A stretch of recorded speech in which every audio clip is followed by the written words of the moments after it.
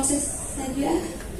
Saya dibilang kena mental, saya terpukul dan kena mental sekali. Saya masih takut, masih trauma.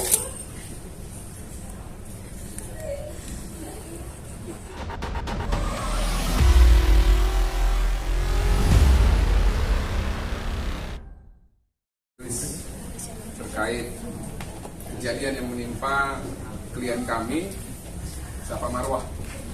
Ya. Mungkin saya mulai dengan adanya satu peristiwa penganiayaan yang sudah terjadi berulang-ulang semenjak tahun 2022, tepatnya di bulan Agustus sampai dengan terakhir kemarin itu di tanggal 12 September. Ya. Safa ini memiliki seorang kekasih berinisial TI, ya, yang nanti mungkin akan kita perlihatkan gambarnya. TI ini merupakan seorang ASN PNS di salah satu kementerian dalam negeri. Jadi hubungan ini berawal di tahun 2022 ketika Safa Marwah ini menerima cintanya TI sebagai kekasih. Itu di bulan Juli. Lalu di bulan Agustus sudah mulai ada penganiayaan fisik. Nah, cuman memang karena Safa ini orangnya baik, ya, dan juga mencintai kekasihnya pada saat itu, bukan saat ini, ya, karena saat ini sudah tersakiti, ya, sehingga memberikan maaf secara terus-menerus. Yang lebih parahnya lagi, ternyata selama menjalin hubungan, Safa Marwah ini lebih sering membiayai terhadap si TI yang bekerja di Kementerian Dalam Negeri. Saya juga tidak tahu pertimbangannya apa, tapi ya kalau teman-teman tahu ya biasanya kan ya cinta itu buta atau love is blind, ya. Kejadian ini berulang dari bulan Agustus, lalu di bulan September juga terjadi, sampai di bulan November itu terjadi penganiayaan juga di salah satu rumah kontrakan tempat kakak, ya, kakak dari TI ini. Di situ Safa itu dijambak, lalu didorong, dihempaskan sampai terluka, rambutnya rontok. Pada saat itu Safa dibiarkan begitu saja sama orang-orang di sekitar tanpa ditolong. Nah, karena memang merasa terancam, akhirnya Safa ini pada saat di daerah Cempaka Putih mendatangi polsek setempat. Membuat pengaduan, lalu diterima pengaduannya, didatangi ke rumah kontrakan tersebut, pelakunya diundang ke polsek untuk ditanyai ataupun diinterogasi, namun terjadi restoratif justice, ya, berdasarkan Perkap 2019 itu nomor 6 kalau nggak salah. Di situ pelaku menangis-nangis minta maaf dan meminta untuk diberikan kesempatan. Nah, karena Safa pada saat itu mungkin berpikir mungkin masih bisa diberikan ruang untuk maaf atau bertobat, akhirnya dengan penuh kasih dia memaafkan kekasihnya itu pada saat itu. Ada juga nanti dokumentasinya pada saat terjadi perdamaian. Tapi ternyata pasca perdamaian itu berulang kembali. Hampir setiap bulan terjadi cekcok, yang pasca cekcok laki-laki ini melakukan penganiayaan kepada Safa Marwah. Entah itu dijambak, entah itu dipukul, entah itu didorong. Pokoknya hal-hal toksik seperti itu sering berulang sampai dengan di bulan April 2023. Pada saat itu mereka sedang ada di dalam ruangan tempat tinggalnya Safa. Safa sedang nonton TV karena mungkin sudah waktunya untuk mandi, gitu ya, izin mandi. Tiba-tiba nggak dikasih izin, digampar pelipisnya sebelah kanan atau kiri? Sebelah kiri, dan menghasilkan luka robek dan lebam yang mengucurkan darah tidak berhenti. Di situ si pelaku TI ini yang bekerja di salah satu kementerian ataupun Kementerian Dalam Negeri ini, karena mungkin dia paham yang dilakukan itu merupakan suatu bentuk tindak pidana, dia mencoba untuk mendekati dan membujuk supaya Safa ini tidak melapor kepada yang berwajib. Bahkan dipantengin terus. Setiap ada telepon di reject, setiap ada bukti foto di delete. Akhirnya urunglah niat untuk melaporkan. Pada saat itu akhirnya dilakukan tindakan. Si laki-laki ini mungkin karena dibilang agak pelit kali ya, dia menawarkan untuk dijahit itu di rumah sakit biasa. Nah cuma kan dia nggak paham bahwa Safa ini kan public figure, tidak bisa dijahit di tempat-tempat biasa karena akan menimbulkan luka yang akan mudah terlihat. Sedangkan aset dari public figure kan salah satu adalah penampilan. Lalu Safa bilang, saya harus dijahit di tempat yang lebih estetik gitu ya. Nah itu nanti juga ada buktinya, karena kan kita nggak sempat visum pada saat itu karena dibujuk. Lalu dilakukanlah penjahitan, tapi masih ada sekarang bekasnya. Lalu tidak sampai di situ, si pelaku ini menekan Safa untuk memecat supirnya supaya tidak ada saksi gitu, karena kan supirnya ini mengetahui kejadian itu. Dan akhirnya mungkin karena pada saat itu tertekan ya, saya wajar sih memang kadang-kadang dalam hubungan itu kan ada, dalam hubungan toksik ada dominans gitu ya, ataupun relasi kuasa di situ. Nah pada saat itu karena Safa tidak pernah mengalami kondisi seperti ini sebelumnya, dia tertekan dan akhirnya melakukan apa yang diperintahkan oleh si TI ini yang bekerja di Kementerian Dalam Negeri. Nah namun pasca memecat supir, pasca terjadi pemukulan dan dia mengatakan tidak akan mengulangi perbuatannya lagi, masih berulang terus itu setiap bulan. Lalu akhirnya di tanggal 12 September ketika si TI yang hampir setiap hari kebutuhannya dicukupi oleh Safa Marwah ini mengatakan ingin pergi ke Bandung. Nah karena punya hubungan dan sering dibiayai, kan wajar lah seorang pacar yang menanya, kenapa ke Bandung? Boleh dong saya ikut. Karena si TI tidak setuju dan marah, Safa spontan, ya udah kalau mau pergi nggak ngajak saya, bayar dia punya utang. Kebetulan pasti punya utang dia sekitar sekian puluh jutaan ya. Nah ketika ditagih utang bukannya dia tahu diri ataupun ya wajar. Kadang-kadang kan kalau laki-laki sama perempuan, kalau memang dia gentleman ya, atau laki-laki, kalau memang dia tersinggung ataupun kalau dia marah ya tinggal menghindar aja. Saya pun begitu dulu kalau pacaran ataupun sama istri. Kalau istri marah ya tinggal aja dulu.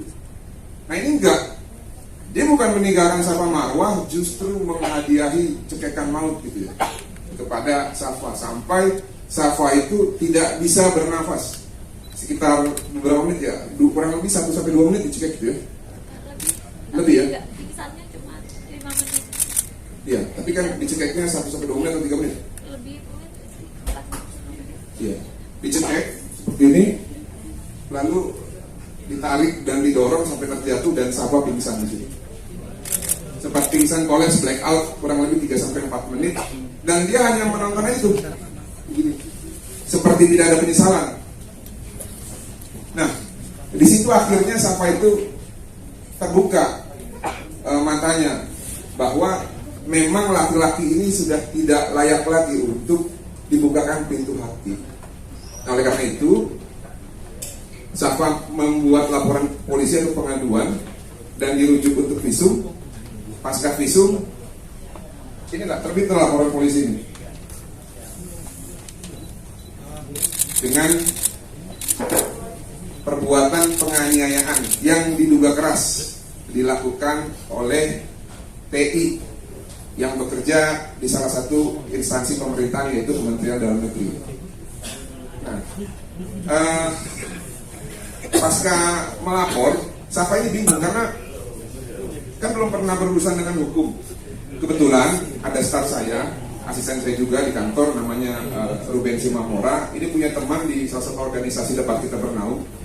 mengatakan bahwa ada artis nih korban pemukulan terhadap pacarnya. Kebetulan pada saat itu saya lagi liburan di salah satu rumah makan di Puncak. Saya juga baca tuh beritanya di Detik ya. Ada korban pemukulan pacar. Saya bilang, waduh, kok perempuan cantik seperti ini dipukul?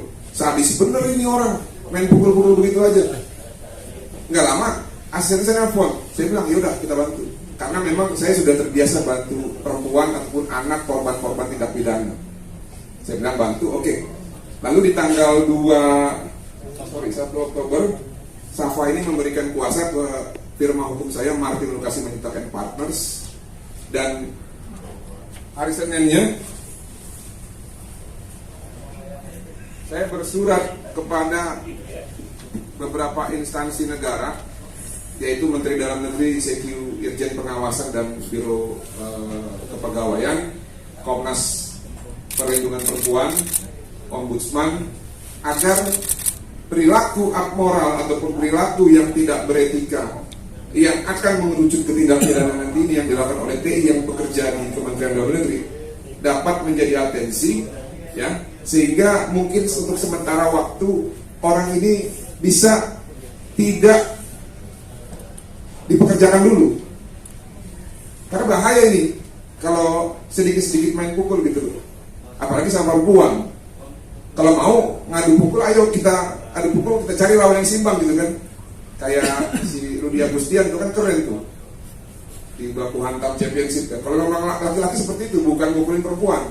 Nah makanya di sini kita meminta terkait adanya dugaan pelanggaran kode etik ataupun tindak pidana, sehingga si pelaku yang memang bekerja di Kementerian Dalam Negeri ini bisa diberhentikan sementara ataupun segera ditindak sesuai dengan proses-proses yang mungkin nanti ujung-ujungnya adalah pelanggaran etik. Karena sebagai pemerintah ya, karena kan instansi pemerintah, seharusnya tidak boleh menolerir ya pelayan masyarakat yang suka main pukul gampar begitu. Kalau sama pacarnya jadi main begitu, apalagi sama masyarakat, jangan-jangan diinjek sampai mati. Nah moral-moral begini yang perlu kita kawal supaya jangan sampai terjadi. Nah proses terhadap pelaporan yang dilakukan oleh Safa Marwa ini di Polsek Menteng sudah masuk ke tahap pemeriksaan saksi-saksi, penyerahan bukti surat, lalu terakhir juga ada security yang diperiksa segala macam itu ya, pemantauan CCTV, sehingga dalam waktu dekat seharusnya ini sudah ada terbit undangan untuk si terlapor ataupun calon tersangka. Nah ini kita berharap kita semua bisa sama-sama memantau ya, supaya negara Kesatuan Republik Indonesia yang negara hukum ini bukan hanya sekedar semboyan, tapi memang benar-benar negara hukum. Jadi kalau ada urusan hukum ya diselesaikan secara hukum. Nah inilah yang sekarang sedang kita upayakan supaya Safa yang sudah menjadi korban penekanan ataupun korban penganiayaan baik secara mental maupun secara fisik yang sudah hampir kurang lebih 1 tahun ini dapat mendapatkan kepastian hukum. Dan ini juga jadi suatu pelajaran juga buat perempuan-perempuan yang lain untuk jangan pernah takut apabila ada hubungan-hubungan toksik ya dalam suatu hubungan yang menimpa perempuan-perempuan. Safa hari ini ya atau hari-hari sebelumnya sudah menunjukkan bahwa dia berani untuk mengungkap ini ke publik. Kita berharap ada perempuan-perempuan lain nanti yang akan berani. Saya juga punya klien namanya Bu Rina Kosasi. Dia juga menjadi salah satu korban juga. Mungkin teman-teman tahu ini yang sedang kita tangani ya bersama rekan Kamarul Simanjuntak. Ini juga ada contoh lagi selain Bu Rina. Korban-korban penganiayaan ataupun kekerasan fisik dan mental berani speak. Nah ini harus dicontoh teman-teman. Nah, oleh karena itu ketika ada contoh seperti ini, mari kita media dukung Safa Marwa. Lalu instansi pemerintahan yang lain juga jangan terkesan hanya abai saja, harus proaktif gitu ya. Saya pikir dari saya selaku kuasa hukum cukup, nanti bisa ditambahkan oleh Safa Marwa. Silakan.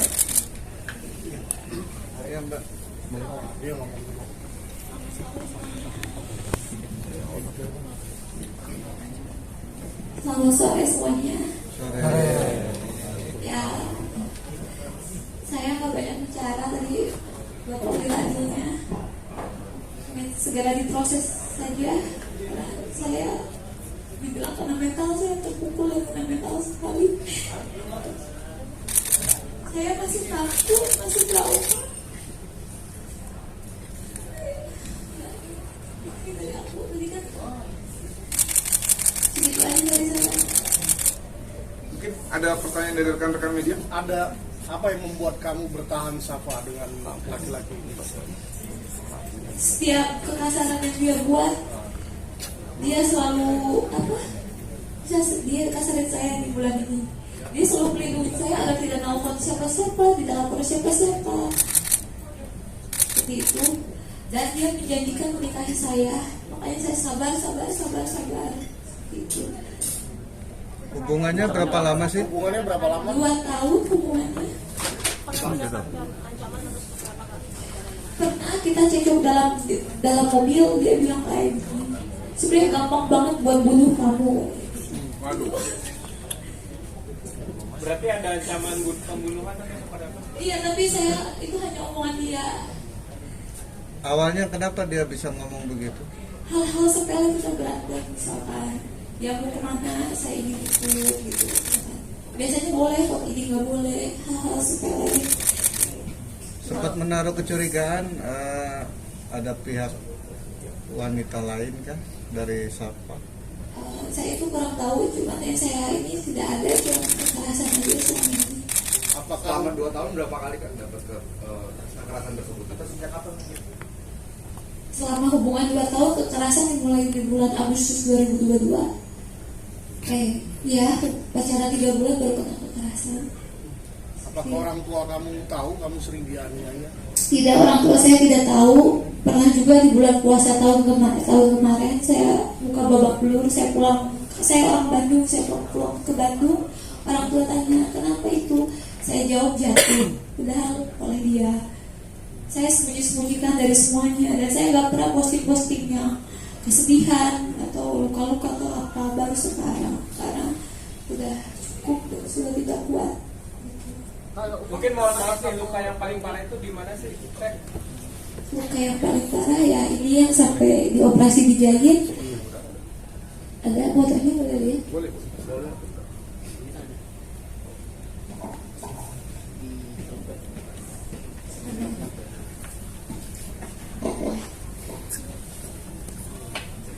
Jadi yang di cek.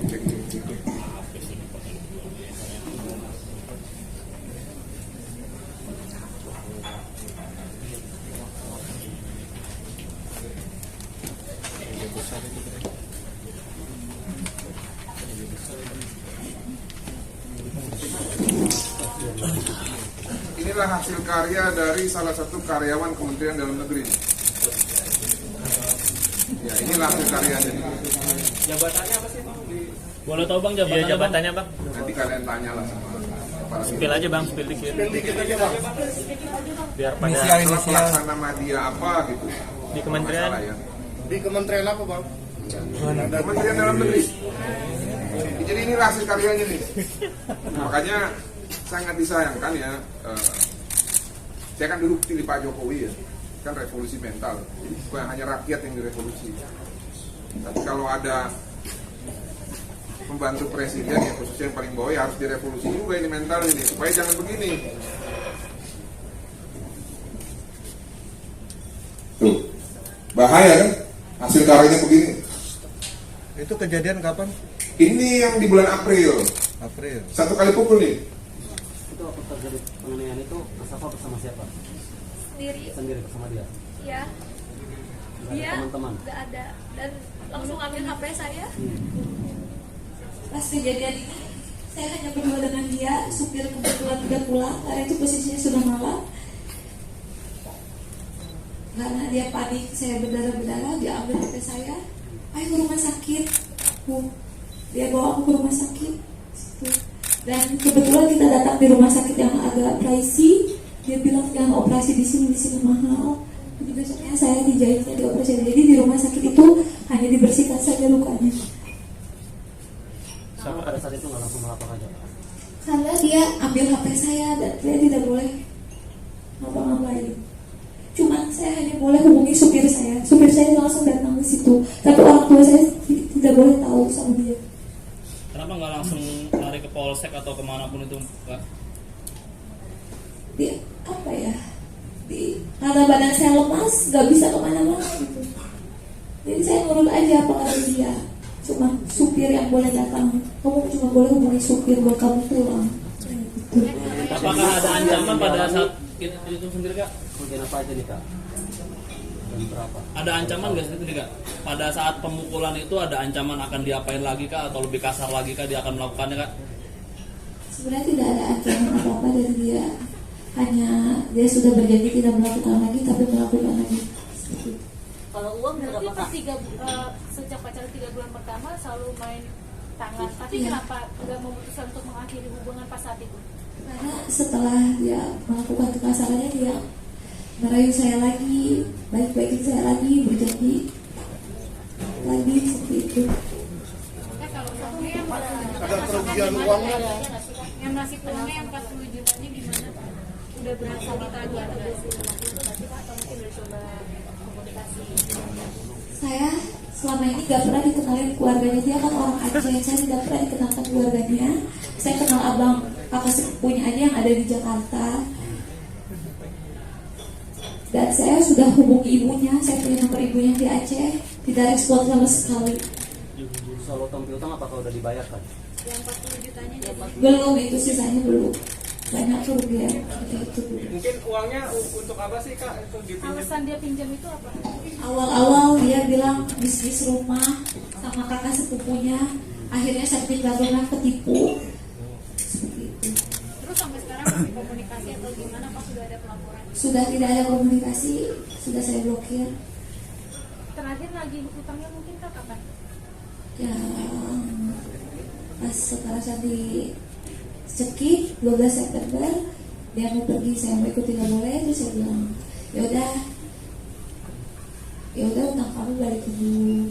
Saya bilang baik-baik sama dia. Dia emosi, kalau dia tuh selalu emosi setiap ditagih utangnya. Emosinya langsung pukul Kakak atau gimana? Ya langsung pukul saya. Berarti terakhir ketemu tanggal 12 kemarin? Iya.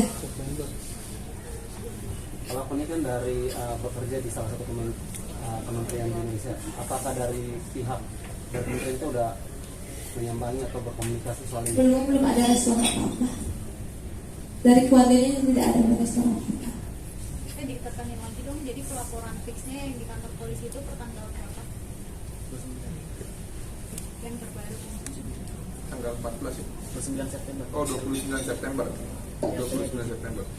Kemarin, Tapi Bang. untuk peristiwa tanggal 12. Untuk lebih lanjutnya kira-kira Menerima hasil visum. Ini semua sudah dilakukan oleh rekan kita dari kepolisian resort wilayah Menteng. Bahkan kemarin hari Senin saya dampingi Sapa Marwa untuk memberikan BAP tambahan dari jam 8 malam sampai jam 12 malam.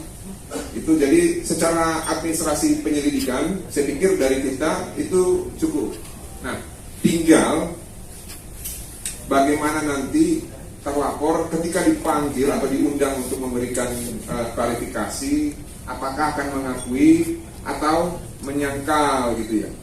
Kalau menurut saya ya dalam pembuktian ini sudah sangat cukup, dan dalam tindak pidana itu tidak ada istilah penyangkalan ataupun denial sehingga bisa menunda proses.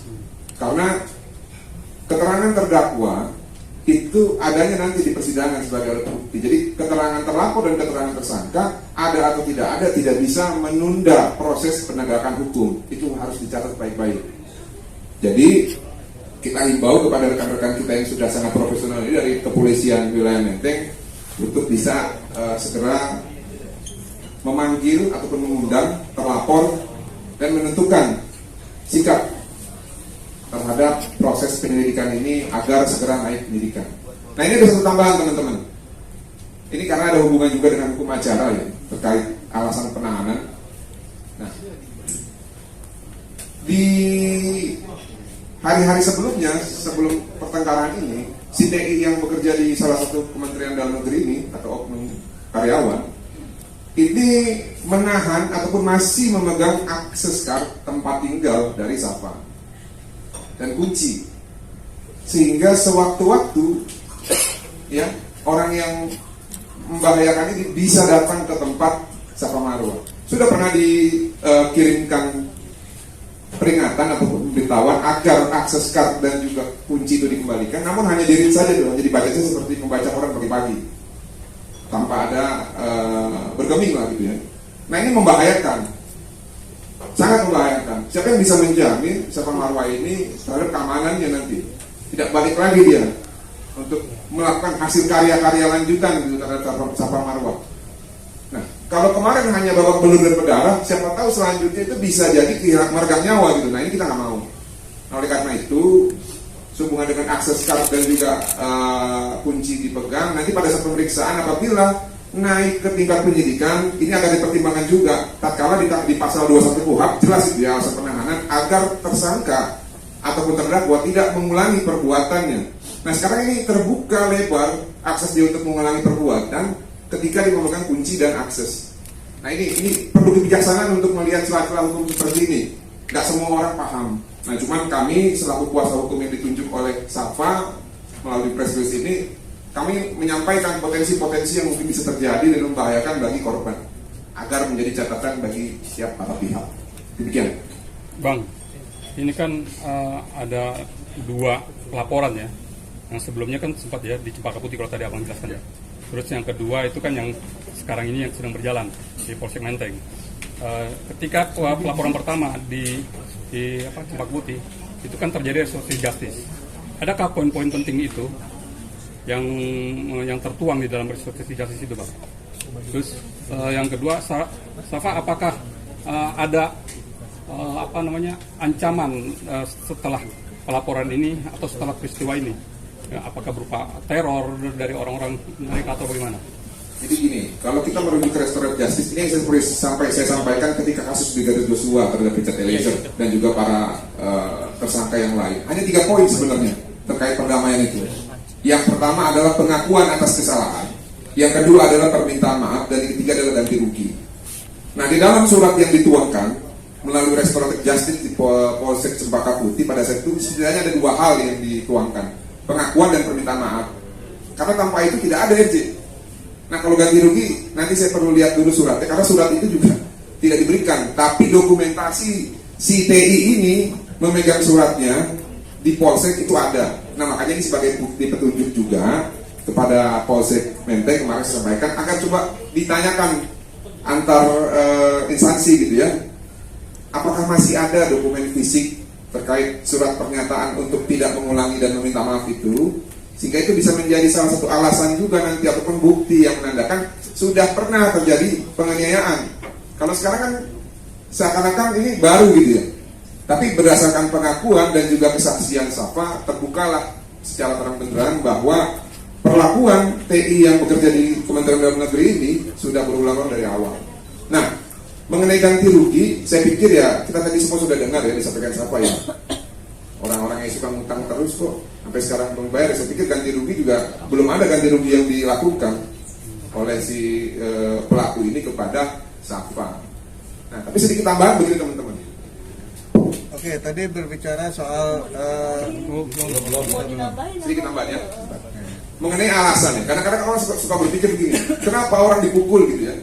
Kenapa bisa terjadi penganiayaan? Kenapa bisa terjadi main hakim sendiri gitu ya? Sehingga suka ada pemberitaan ataupun komentar negatif ya tatkala adalah korbannya public figure, sehingga ada alasan pembenar untuk melakukan itu. Saya mau tekankan kepada teman-teman semua pers dan juga pemirsa yang menonton nanti, apapun alasannya tidak dibenarkan memukul orang lain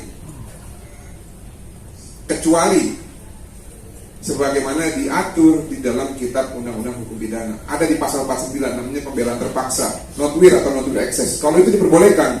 Nah sekarang permasalahannya apakah dengan ditagih hutang itu merupakan suatu ancaman terpaksa sehingga kita harus melakukan suatu tindakan yang bisa merugikan orang lain? Kan tidak. Nah oleh karena itu butuh kebijaksanaan. Jangan kita hanya melihat apa sih alasannya, enggak. Apapun alasannya tidak dibenarkan memukul. Apalagi memukul perempuan yang merupakan kekasihnya. Ini menurut saya sangat tidak gentleman sekali.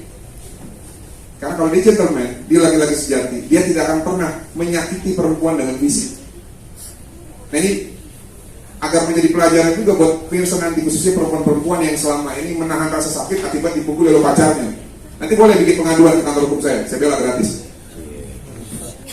Bang, mana teror itu, siapa mungkin ada?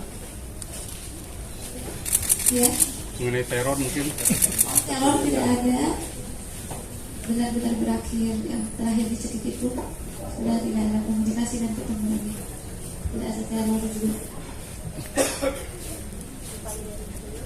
Tidak ada upaya apa-apa dari dulu, tidak ada. Dari Safa pribadi mau gimana? Duit itu balik atau mau gimana, Pak? Saya pengennya dia Hukumannya gimana? Jadi semenjak saya terima kuasa dari Safa ini, ya, saya kan orangnya realistis. Saya tanya kemana arahnya. Saya mau mendapatkan kepastian, keadilan, dan kemanfaatan hukum sesuai dengan doktrin-doktrin ataupun teori-teori ahli hukum orang-orang hebat itu ya. Jadi itu aja garis besarnya. Tapi apakah nanti akan terbuka untuk perdamaian ataupun RJ? Sayangnya Safa berharap agar proses hukumlah yang terjadi dalam proses ke depan supaya ada percontohan gitu ya untuk masyarakat, untuk Safa, bahwa laki-laki yang suka main pukul itu tidak boleh dibiarkan. Pembelajaran publik juga ini nanti ke depan. Terima kasih. Tadi disinggung soal yang bersangkutan masalah keuangan agak pelit ya. Apakah waktu ke rumah sakit biaya sendiri atau dibiayai? Waktu saya dioperasi pelipis ini, saya bayar operasi sendiri, dia bilang nanti diganti.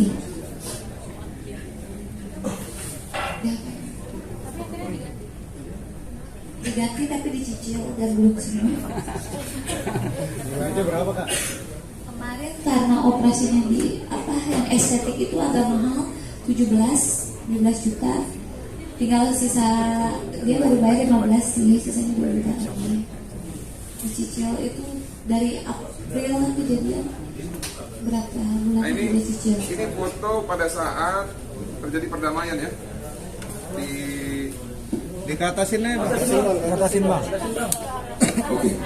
Ini foto pada saat terjadi perdamaian di Polsek Cempaka Putih di tahun 2022. Itu siapa aja tuh, Bang? Ini Safa nih. Yang ini tentunya si Dei itu ya, yang pegang surat. Yang putih saya nggak tahu siapa nih. Abangnya katanya. Inilah. Inisialnya TI. Ya.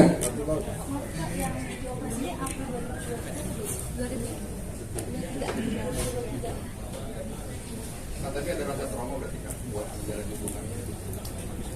Ya, takut banget ketemu orang itu, sebenarnya masih takut, tapi saya coba terus menangis juga tidak ada gunanya. Saya berani speak up di media biar ada keadilan aja, karena sampai sekarang kan belum dipanggil, nggak ada itikat baik untuk minta maaf dari keluarganya ataupun siapapun.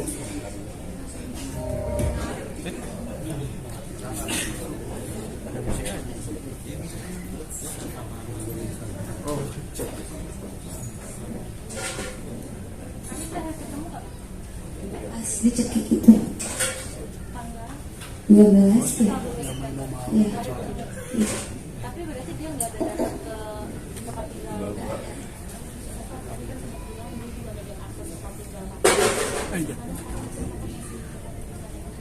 Sekarang saya lebih banyak di rumah Dinar Candy, sahabat saya. Karena saya di Jakarta tidak ada keluarga, saya sering menginap di rumah sahabat saya. Apa nggak ada rencana buat pindah tempat tinggal? Ada rencana buat masih cari-cari. Kondisi fresh nih. Masih segar darahnya ya. Nah ini luka robeknya tuh. Itu bulan April ya? Kalau hitungan jahitan berapa jahitan itu? 7 jahitan ya. Yang lebih jelas ya mungkin misalnya benar-benar kelihatan. Di tengah bang. Di apa ya? Ditonjok atau di Ini saya ditonjok tangan kosong, dia tidak memakai cincin, tidak memakai jam, tangan kosong. Dan sekarang masih berbekas. Tidak tahu. Itu ahli psikolog forensik itu yang bisa jawab. Tapi nanti mungkin bisa juga gitu ya diuji ketika proses ini berlanjut gitu ya ke persidangan. Karena kan kalau pasal 44 KUHP ya, seseorang yang ada gangguan mental itu tidak bisa mempertanggungjawabkan tindakannya. Tapi bukan berarti dia harus bebas, tapi dikirim ke rumah sakit jiwa. Kalau itu memang terbaik ya kirimkan ke rumah sakit jiwa, tapi jangan akal-akalan gitu ya. Bang, bukti-bukti selain foto-foto ini atau ada bukti lain misalnya itu chat mungkin atau apa mungkin gitu yang bawa ke pihak kepolisian? Ada. Sudah kita berikan kepada kepolisian. Cuman kan kita perlu pahami ya dalam proses penyidikan ini nggak bisa kita sebutkan semua. Karena kan nanti menjadi suatu petunjuk buat dia untuk melakukan suatu pengkaburan jejak gitu ya. Jadi belum bisa kita paparkan. Yang jelas bukti sudah cukup. Berapa banyak bukti berarti? Keterangan saksi ada lebih dari 3, bukti surat ada banyak ya. Lalu nanti mungkin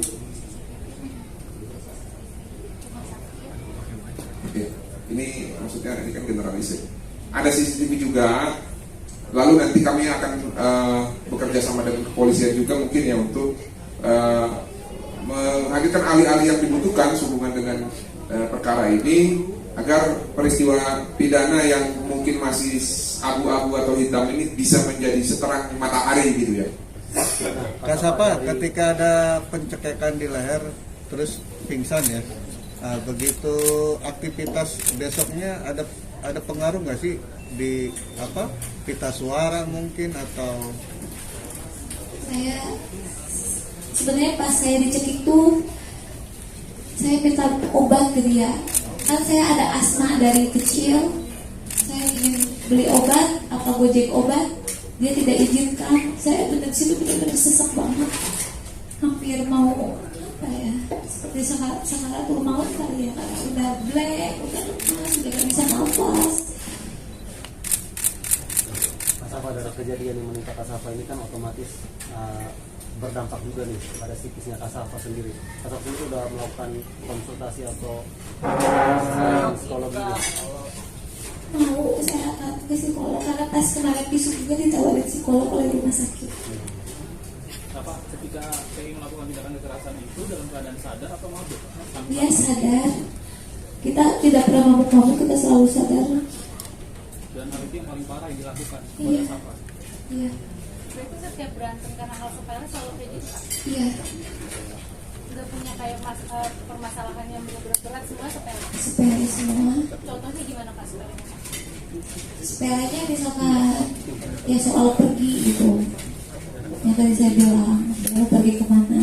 Biasanya kan saya boleh ikut, ini tidak. Terus saya cuma tagih hutang saya, hutangnya dia ke saya maksudnya, dan dia tidak mau, terus dia pukul gitu. Tapi sepele yang lain mungkin Kak yang paling sepele menurut Kakak?